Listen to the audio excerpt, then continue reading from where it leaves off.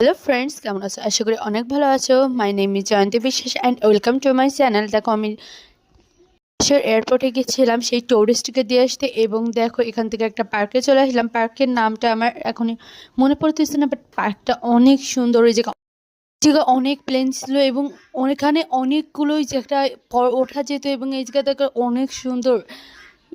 আর এটা হচ্ছে যখন কানেক্ট করার জন্য, অর্থাৎ প্লেনের সঙ্গে এগুলো, এবং আমি ওই জায়গায় অনেক জায়গায় উঠছি, যেমন নাগরদোলা, আমরা তো এখানে নাগরদোলায় বলি, এবং আছে যেটা হচ্ছে ওই যে ঘোরপেস করে অনেক সুন্দর জায়গাটা, এবং চড়তে জাস্ট অসাম। আর বিনা টাকায়, ওহো, ওখানে অনেক সুন্দর জায়গা। তোমরা চাইলে এখানে আসতে পারো। এটা এয়ারপোর্টের পাশেই, যশোর এয়ারপোর্টটা বাংলাদেশি ভালো করেই চেনবে, যে বিশেষ করে যারা যশোরে থাকে, এটা খুবই ফেমাস জায়গা, এবং আমার খুব ভালো লাগছে প্রথম। এবং দেখো কি সুন্দর একটা জিনিস দেখছি, দেখো জাস্ট ওয়াসাম, এত সুন্দর। এবং রাত্রে খাওয়া দাওয়া করে তাড়াতাড়ি বাসায় চলে আসছিলাম, অনেক রাত হয়ে গেছিলো।